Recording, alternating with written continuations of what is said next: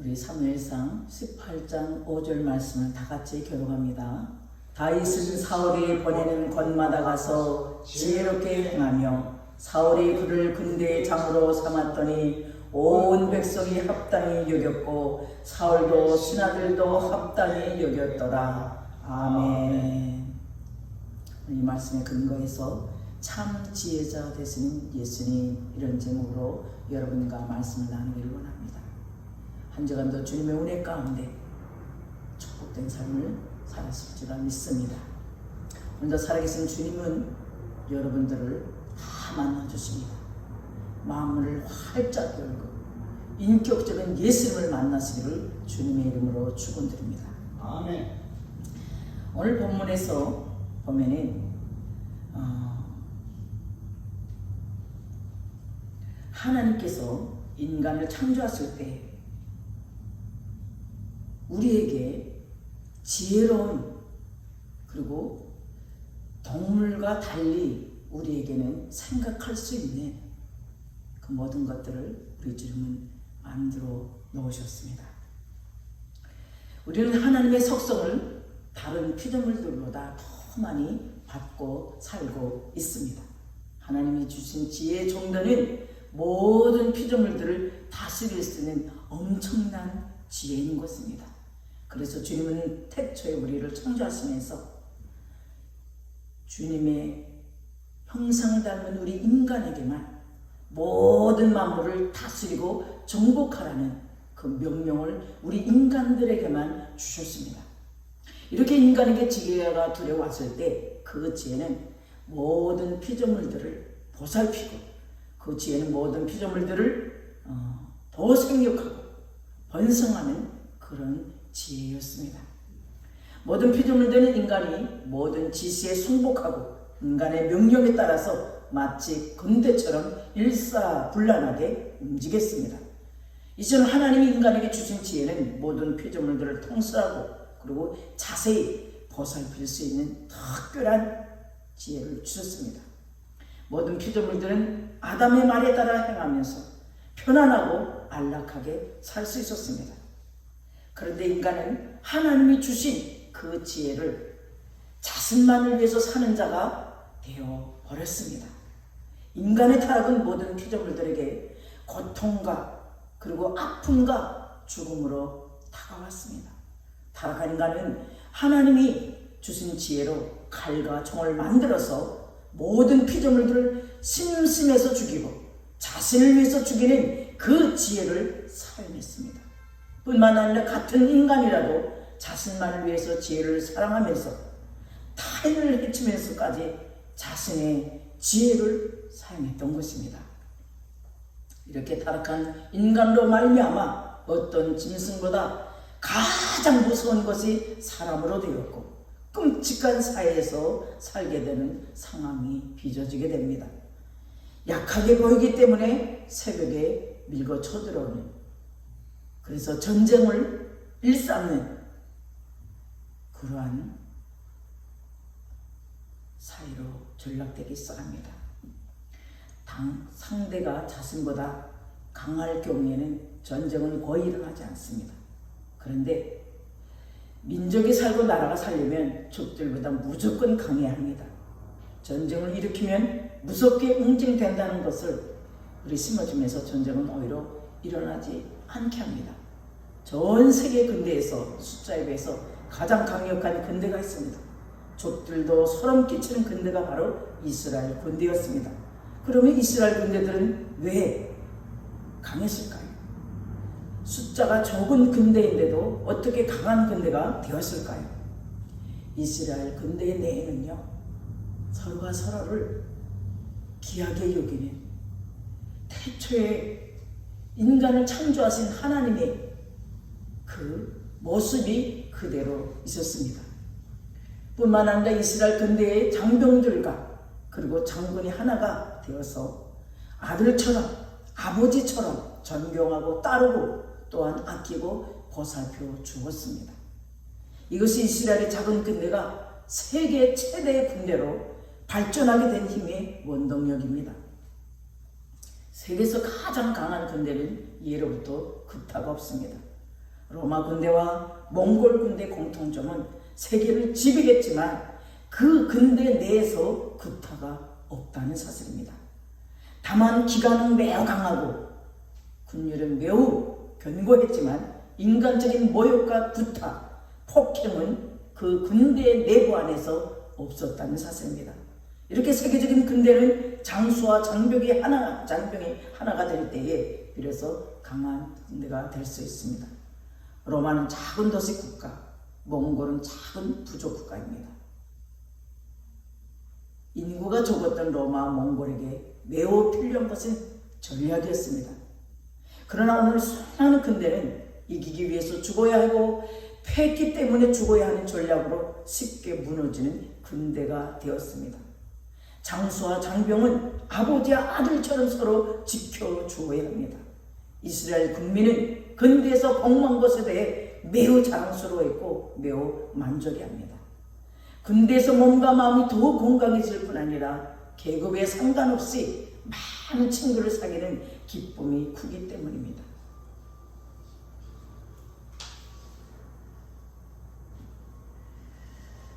인생의 내부의 족들보다 내부의 족들로 무너지는 경우가 많습니다.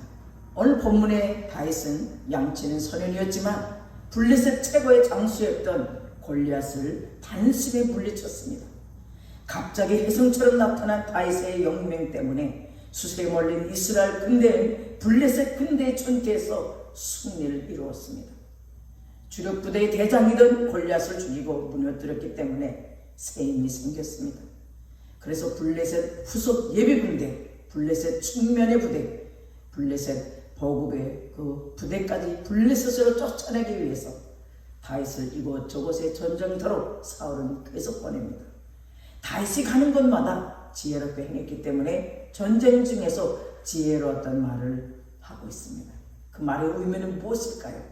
다윗은 어떻게 지혜로운 자로 이름을 떨쳤을까요? 다윗은 골리앗을 죽인 전쟁의 영웅이지만 그에게는 아무 계급장도 없었습니다. 사실상 그의 신분은 군인도 아닙니다. 군인이었던 형들에게 음식을 날라다 주라는 아버지의 명을 받고 전쟁터로 갔던 양치기 소년에 불과합니다. 그런데 이스라엘 안에서 그의 이름과 경명함은 이스라엘 전역에 급격히 펴졌습니다. 왜냐하면 사울 왕이 다윗을 나머지 전쟁터로 계속 보낼 뿐 아니라 그 당시 골리앗이 예수의 이름을 더럽히는 그 장면에 예수님을 그토록 사랑하고 예수님을 경외하는 다윗이었기에 자기가 목동이고 군인이 아닌 일반 시민의 그 신분으로 전쟁에 나가서 승리했던 것입니다. 지혜롭게 행했다고 하는 전쟁터에서 그의 지혜가 무엇일까요? 전쟁터에서 지혜로움은 바로 승리입니다. 족들을 몰아내는 것이 전쟁터에서 지혜입니다. 하루아침에 양측의 소년은 군대를 통솔하게 됩니다. 그 당시에 천부장은 국방부 장관 바로 그 아래 군직입니다. 지금과 비교하면 사단장급이라고 말할 수 있습니다. 다윗이 블레셋 군대의 특성과 전략을 잘 알고 있었을까요? 전쟁터에서 블레셋 군대와 대항하면서 지혜롭게 행할 수가 있었을까요?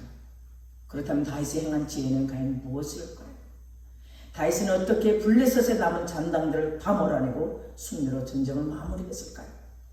양을 키우면서 병법 놀이를 해봤을까요? 아니면 양을 키우면서 병법을 날마다 익혔을까요? 다윗은 그 어린 나이에 모든 국민들이 합당하게 여기는 천부장의 자리에 어떻게 올라갔을까요?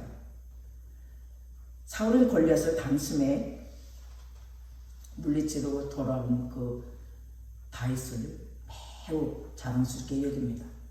다윗은 모든 전쟁터로 달려가서 자신의 생명을 덜보지 않고 공포와 두려움에 사로잡힌 이스라엘 장병들 맨 앞에 섰습니다.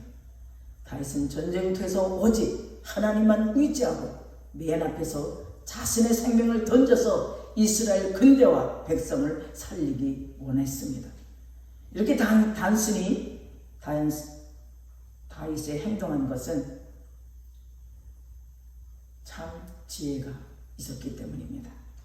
다윗 앞에 섰을 때에 블레셋 군대는 동요했기 때문에 이스라엘 군대는 다윗 뒤에서 승전거의 노래를 부를 준비를 하고 있었습니다. 마치 대단한 병법을 알고 있는 것처럼 다윗이 행동할 수 있었던 것은 하나님이 그와 함께 했기 때문입니다. 예수님의 완전한 승리를 미리 보고 알았기 때문에 자신만만한 행위가 다윗에게서 남을 수 있었습니다. 예수님이 이 땅에서 모든 인간들을 다윗처럼 담대하게 사랑하게 하시려고 인간들의 모든 문제를 다 안고 십자가에서 돌아가셨습니다. 이것이 바로 예수님의 지혜입니다. 지혜라는 거 한 곳에는 거짓 지혜가 있고 참 지혜가 있습니다. 오늘 본문에서 예수님의 지혜로움은 자신의 죄를 위해 죽어가는 백성들의 죄를 짊어지고 대신 죽음에 이르는 참 지혜인 것입니다. 때문에 참 지혜자는 예수님 한 분밖에 없습니다. 자신의 죽음으로 수많은 죄인들을 살리시려고 십자가에 지신 그 예수님, 오늘도 본문은 예수님에 대해서 말하고자 하는 것을 우리는 잊지 말아야 합니다. 예수님은 피조물이 아니기 때문에 자신이 무엇을 해야 하는지 어떻게 해야 하는지 정확히 알고 계셨습니다. 예수님은 자신이 이 땅에 내려와서 당신의 지혜를 통해서 수많은 영혼들을 살리고자 모든 인류의 죄를 담당하기를 간절히 원했습니다. 예수님은 이 세상 모든 것을 만드신 전능한 지혜의 창조주 하나님이십니다. 예수님이 인간에게 지혜를 주면 그것은 단지 어떤 황홀함에서 끝나지 않고 지혜롭게 행하네. 사울이 그를 군대의 장으로 삼았더니 온 백성을 합당히 여겼고 사울의 신하들도 합당히 여겼더라. 다윗은 죄송합니다. 예수님이 인간에게 지혜를 주면 그것은 단지 어떤 황홀함으로 끝나지 않고 인간에게 영원한 큰 유익이 되는 것입니다. 다시 부활하셔서 모든 죽은 인간들을 다시 살릴 수 있는 전능성을 가진 존재있습니다. 예수님은 성경대로 인간들의 죄를 위하여 죽으시고 장사 지낸 바 되었다가 사흘 만에 다시 살아나신 분이십니다. 예수님은 하나님으로 모든 인간들에게 자신의 지혜를 주기 위해서 이 땅에 오셔서 완벽하게 이 모든 일들을 성취하셨습니다. 예수님이 자신이 죽고 다시 살면 자신을 믿는 모든 자들이 다시 살아날 수 있기 때문에 예수님은 홀로 이 일을 감당하셨습니다. 예수님의 지혜로운 선택과 예수님의 지혜로운 행동은 자신이 죽음을 이기고 다시 사는 것으로 모든 것을 다시 살리는 가장 완벽한 신적인 지혜입니다. 예수님이 이 땅에 있을 때에 지혜로운 행동과 말로 인하여 많은 백성에게 감탄과 찬사를 받았습니다. 그러나 예수님의 지혜는 인간들이 도무지 이해할 수 없는 지혜를 갖고 계셨습니다. 다른 사람들처럼 본인이 잘되고 본인이 영광을 받는 그런 인간적인 지혜가 아니라 백성들과 종교 지도자들은 예수님의 그 지혜 앞에 도무지 이해가 되지 않았습니다. 예수님은 죄 많은 인간들을 위해서 자신을 희생하는 그러한 참 지혜자였고 자신이 높이 올라가기 위해서 남을 밟고 남을 판단하고 남을 시비하면 사람들과의 다른 그러한 참 지혜자였습니다. 예수님은 지혜자가 아니라 미친 자라고 이 바리새인들과 종교 지도자들은 서슴없이 우리 주님을 모욕했습니다. 그런데 예수님의 지혜는 자신이 십자가에 매달리자고 했기 때문에 종교 지도자들은 예수님을 멍청한 바보라고 부르고 처음에는 예수님의 지혜가 뛰어나다고 말했다가도 시간이 지나면 지날수록 예수님은 가장 지혜가 없는 어리석고 바보 같은 멍청한 자라고 책망을 했습니다. 정교 지도자로부터 백성까지 예수님의 말과 행동을 볼 때 점점 예수님을 어리석은 자로 보면서 죽는다는 말과 함께 다시 산다는 그 정신병자 같은 말만 한다고 예수님을 비아냥을 했습니다. 예수님의 지혜 없는 말로 인하여 예수님의 설교는 중도에서 중단되는 일도 있었습니다. 가장 지혜로운 예수님을 가장 어리석은 자로 대접하는 영혼들을 볼 때 예수님의 마음은 뼈를 썩이는 아픔과 죽음을 겪는 고통이 몰려왔습니다. 다윗은 가는 전쟁터마다 지혜롭게 행하고 하는데 전쟁터에서 지혜는 바로 승리였습니다. 이것이 전쟁터에서의 지혜입니다. 예수님이 이 땅에 내려와서 모든 죄와 사망을 멸하시고 승리하신 만왕의 왕이시고 만주의 주인이십니다. 예수님은 구세주로서 온 세상의 만민을 군림할 수 있고 높은 위치에 있었습니다. 그러나 예수님은 이 세상 사람들처럼 그렇게 하지 않으셨습니다. 그래서 주변 사람들과 충돌하는 것이 아니라 주변 사람들을 잘 이해해주는 지혜가 충만한 분이십니다. 그렇기 때문에 모든 사람들을 자라나는 예수님을 사랑했고 지혜롭고 예수님밖에 없다는 칭찬을 합니다. 그 본문의 말씀이 누가복음 2장 52절 말씀입니다. 제가 교독합니다. 예수님 지혜와 키가 자라가며 하나님과 사람에게 더욱 사랑스러워 가시더라. 예수님이 이 땅에 있을 때에 자신의 영감과 자신의 지혜를 사용해서 지혜를 발휘했다면 어린 시절부터 사람들에게 미움을 받아줄 것이 분명합니다. 그러나 예수님은 자신을 하나님 아버지를 위한 지혜를 발휘했고 부모와 형제와 이웃을 위해서 지혜를 사용했습니다. 이처럼 예수님의 지혜는 항상 자신을 위해 살지 않고 하나님의 영광을 위하여 모든 영혼들을 위하여 살아야 하는 지혜였습니다. 어린 시절부터 예수님의 그 공생애 동안까지 예수님의 지혜는 하나님의 지혜였고 모든 사람들에게 기쁨과 즐거움이 되는 지혜였습니다. 세상 지혜는 우선 자신을 챙기지만 예수님의 지혜는 항상 주변 사람들을 먼저 챙겨주는 지혜였습니다. 예수님이 세상에 계시는 동안에도 항상 먼저 귀한 영혼들을 생각하는 놀라운 지혜를 갖고 사셨습니다.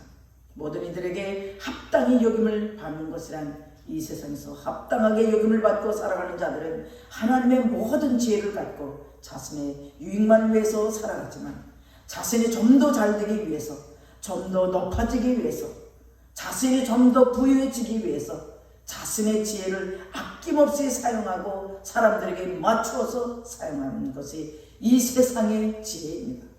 좋은 대학을 가기 위해서, 좋은 직장을 얻기 위해서 자신의 지혜를 사용해서 사람들에게 합당히 여김을 받도록 노력합니다. 이것이 자신이 잘되고 자신이 잘 살기 위해서 남을 죽이는 지혜와 합리화로서 합당합니다. 이렇게 사용해서 절대로 우리는 예수님의 지혜를 받지 못합니다. 모든 사람들이 합당하게 찬사를 보내는 지혜는 자신을 위한 지혜가 아니라 바로 예수님을 위한 지혜가 되어야 합니다. 자신을 죽이고 남을 살리는 참된 지혜가 가장 존경받고 모든 사람들에게 기감이 되는 가장 합당한 지혜입니다.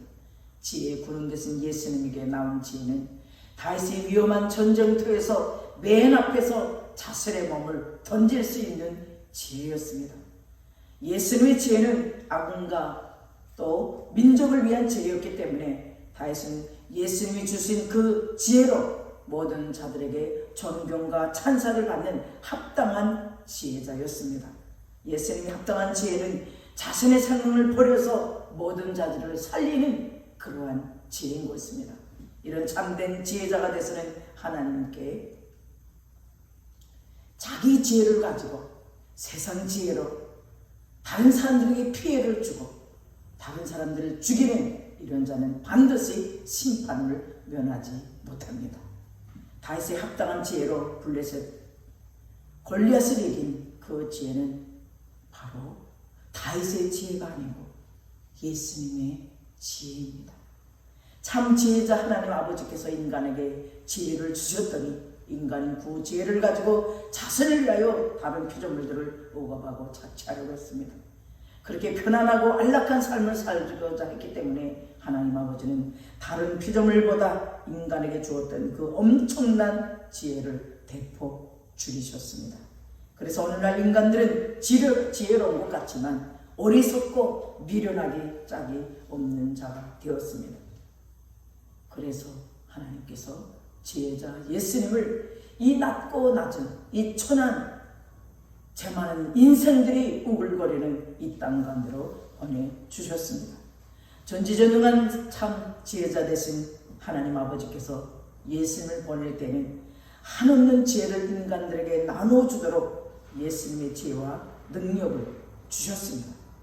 인간들은 자신의 지혜를 사용하다가 극심한 어려움에 처하게 되면 자신의 구원자이신 참된 지혜자를 당연히 찾게 되는 것입니다. 그래도 인간들은 자신들 안에서 지혜를 구할 수 있는 데까지 구해보지만 답이 없을 때는 참된 지혜자 예수님을 주의 깊게 보게 되는 것입니다.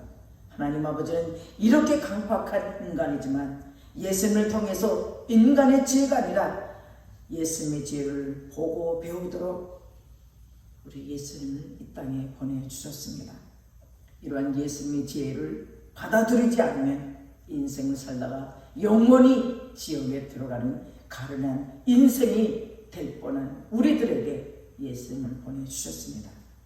이처럼 하나님 아버지의 가장 큰 지혜는 예수님을 이 땅에 보내셔서 인간들이 병든 지혜를 갖고 지은 죄를 다 용서하시고 다시 살아나게 하신 예수님의 지혜이고 은혜입니다.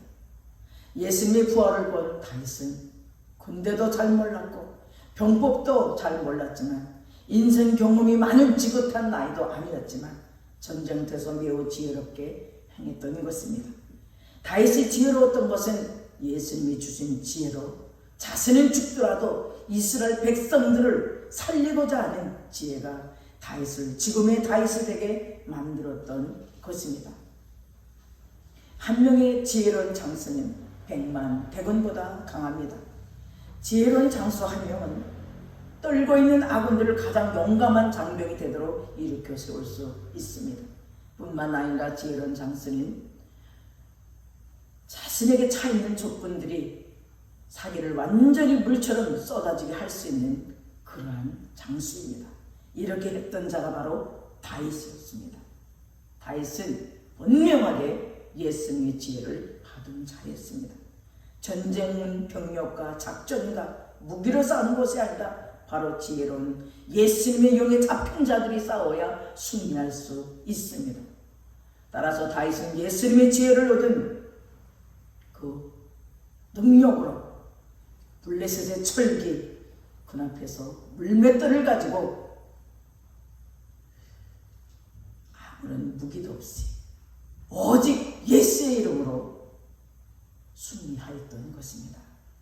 다윗이 받은 지혜는 어떤 병기보다 강했고 어떤 대군보다 더 크고 강했기 때문에 모든 군인들과 모든 이스라엘 백성들에게 존경과 찬사를 받았습니다. 예수님의 지혜를 받은 다윗은 자신을 희생할 수 있는 지혜로운 자로 아군을 살리는 전략으로 적군을 격파함으로 가장 위대한 장수가 될 수 있었습니다.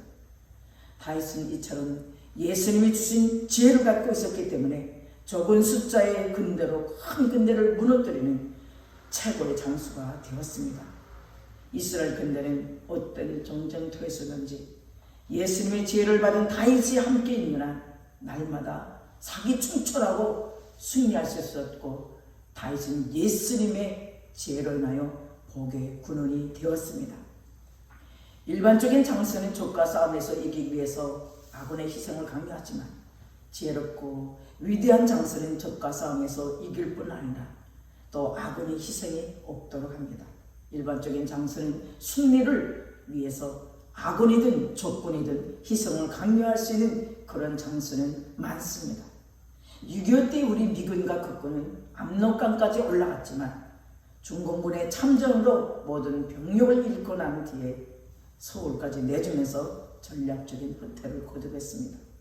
승리보다 더 중요한 것은 병력의 생존입니다. 이것이 미군에게 배운 생존 전투 방식입니다. 전쟁에서 아군과 그리고 상대가 다 소멸되는 것은 진정한 승리가 아닙니다. 엄청난 그 병력 손실이 일어나는 것은 바로 승리라고 볼 수 없습니다. 지혜로운 장수와 장병은 이기면서 죽지 않고 사는 전투를 합니다. 예수님의 지혜는 바로 목숨을 희생하더라도 이 땅의 모든 자들을 살리는 지혜입니다. 예수님의 이런 지혜에 대해서 현대인들은 너무나 생소하고 세상적인 시각에서 이것을 지혜가 아니라 미련함으로 볼 수도 있습니다. 그러나 예수님의 지혜는 주 예수를 믿으라. 그리하면 너와 네 집이 항상 지혜롭게 살 수 있다는, 구원을 얻을 수 있다는, 생명을 우리가 누리며 살 수 있다는 것을 말씀합니다. 세상을 이기신 지혜자이신 예수님은 어떤 인생이 전쟁에 있어도 부활하신 예수님을 따르는 모든 자들을 능히 지혜롭게 구할 수 있는 능력의 주님이십니다.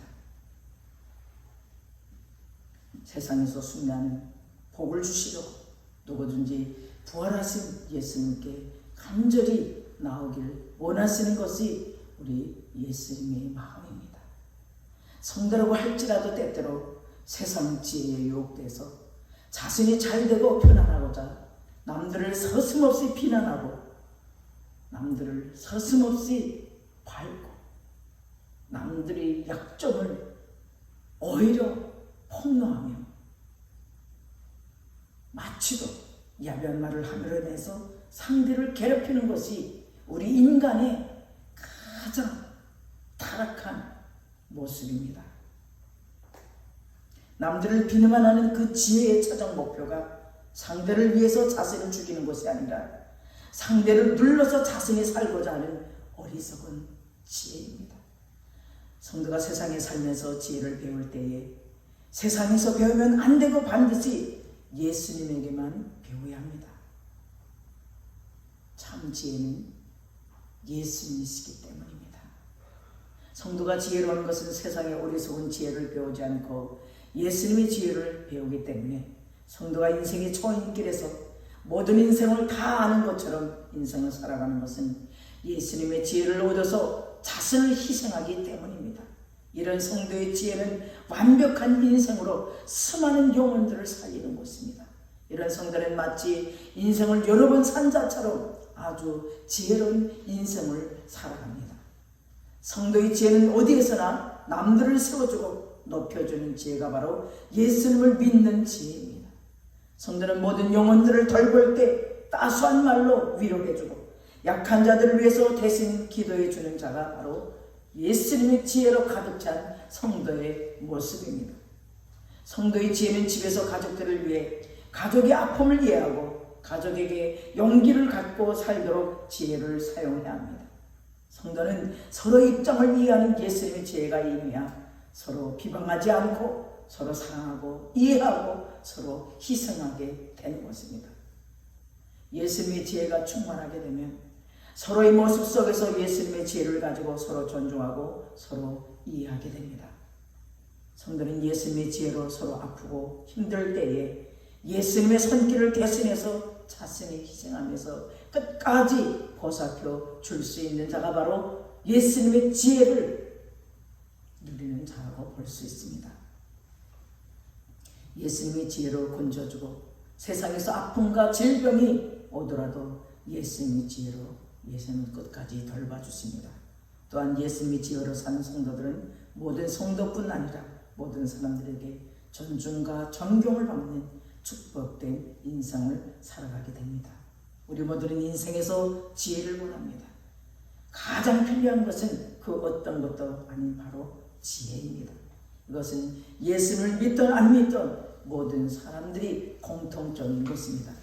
인생을 살 수 있고 남들 말을 잘 들을 수 있는 모든 자들도 하여금 자신의 말을 경청하게 하는 쾌감 속에서 살아가게 됩니다. 돈을 많이 벌 수 있고 또 지혜가 있으면 번 돈을 빼앗기지 않고 재테크에서 성공할 수 있다는 것을 가지고 있는 그 지혜죠.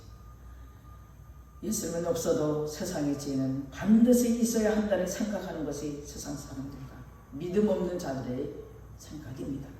세상에서 성공을 위해서 지혜가 필요하다면 바로 그 지혜의 근원은 마귀에서부터 시작되는 것입니다. 마귀가 주는 지혜는 우리 자신이 잘 되고자 남들을 사정없이 짓밟고 남들을 사정없이 이용하고 남들의 그 노력을 착취해서 자기의 부를 누리면서도 조그만 양심 가책이 없이 살아가는 더럽고 추악한 자가 마귀로부터 시작되는 세상의 지혜로 인하여 가득 찼기 때문에 그러한 행동을 하면서도 초보적인 인간의 양심을 가지고 살아갈 수 없는 자입니다. 이렇게 마귀가 주는 이 지혜의 최종 목적은 끊임없이 하나님과 심판과 징벌 속에서 떨어지는 지옥으로 몰고 가기 위한 그들의 최종 목적인 것입니다. 우리들은 이 마귀의 술책에 절대로 우리는 넘어가서는 안 됩니다. 그들이 속임수에 우리는 빠져들지 말아야 되는 것입니다. 세상 지혜보다 예수님께 지혜를 구하고 지혜의 그 주체자 되신 예수님 앞에 나와서 예수님의 그 생명의 말씀 붙잡고 예수님께서 길이요 진리요 생명이라고 말씀하신 그 말씀 붙잡고 예수님 앞에 메어 달릴 때 우리는 예수님의 그 참 지혜가 우리에게 임해서 어떠한 환경 가운데 놓일지라도 다윗처럼 나는 죽지만 이스라엘 백성들을 위해서 맨 앞장에서 전쟁에서 승리할 수 있는 그러한 예수님의 지혜가 충만한 우리 모두가 되기를 주님의 이름으로 축원드립니다. 아멘. 다 보장하신 부활하신 예수님의 지혜, 이 세상 그 무엇도 예수님의 지혜와 바꿀 수 있는 것이 또 대신할 수 있는 것이 아무것도 없습니다. 오직 예수님의 지혜는 우리 성경 66권에 다 기록되어 있습니다. 따라서 예수님 앞에 예수님의 보좌 앞에 우리는 나와야 합니다. 예수님을 외면하고 세상의 지혜로 살아가는 어리석은 자가 되지 말고 우리를 태초에 하나님의 형상으로 하나님께서 이 땅을 살아갈 때 필요한 모든 지혜를 아낌없이 주신 그 지혜대로 살아갈 때 날마다 지금은 연약하고 지금은 부족한 것 같지만 가난한 것 같지만 예수님의 지혜로 살아갈 때 온 우주 만물의 주인 되신 예수님께서 우리를 날마다 풍성한 삶으로 인도할 뿐 아니라 건강도 물질도 시간도 아낌없이 우리들에게 주님은 부어주십니다. 아멘. 그런 주님을 다 만나는 축복의 주인공 되시기를 주님의 이름으로 축원드립니다. 아멘. 기도합니다. 사랑과 은혜가 풍성하신 아버지 감사드립니다. 그렇습니다. 주님은 품을 떠나 멀리 살아왔던 우리의 지압을 불쌍히 여겨주시고 공유히 여겨주시고 오늘도 주님 품 앞으로 주님의 지혜자 되신 주님 앞에 나와 주님에게서 지혜를 배우라고 말씀하신 주님,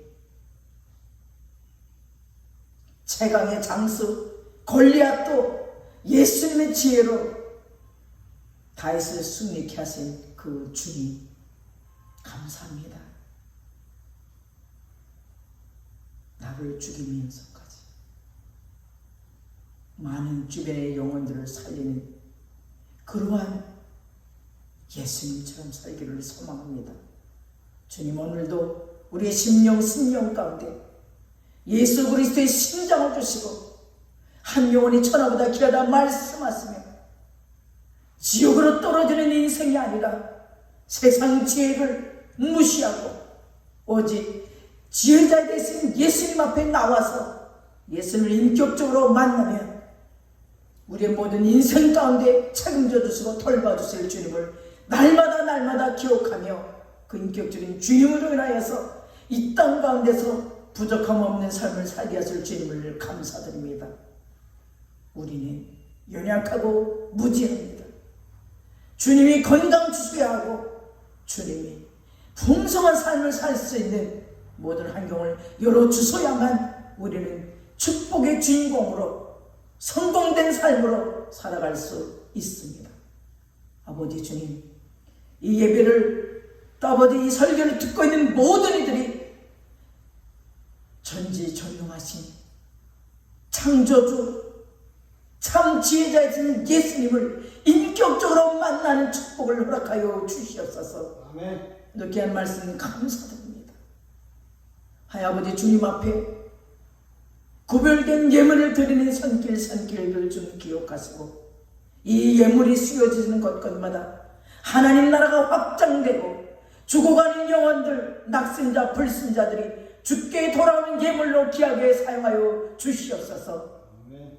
이 신월동에 생명의 빛교회를 세우신 주님, 생명의 빛교회 주관자 되신 주님께서 간섭하시고 통치하시고 주관하시고 이 지역사회가 온전히 예수의 지혜로 충만한 삶을 살아낼 수 있도록 온전히 우리 생명의 빛교회를 주님 주관하여 주시옵소서. 아멘. 생명 대신 살아계신 예수님의 이름으로 기도드립니다. 아멘. 네. 축도로 마치겠습니다. 지금은 우리 주 예수 그리스도의 은혜와 하나님의 국진하신 사랑과 성령님의 내주교통 충만하심, 오늘 참 지혜자 되신 예수님을 만나고 돌아가는 하나님의 천국 백성들 머리 위에, 그리고 그 가정과 사업장 위에, 이 땅과 저 북한과 온 열방 가운데 하나님을 찾고 구하는 모든 주의 백성들과 주님을 간절히 찾지 못하고 세상 가운데서 방황하며 세상의 지혜로 살고 있는 그 영혼들까지도 온전히 주님 앞에 돌아올 수 있는 축복과 은혜가 임하기를 간절히 축원드리옵나이다. 아멘.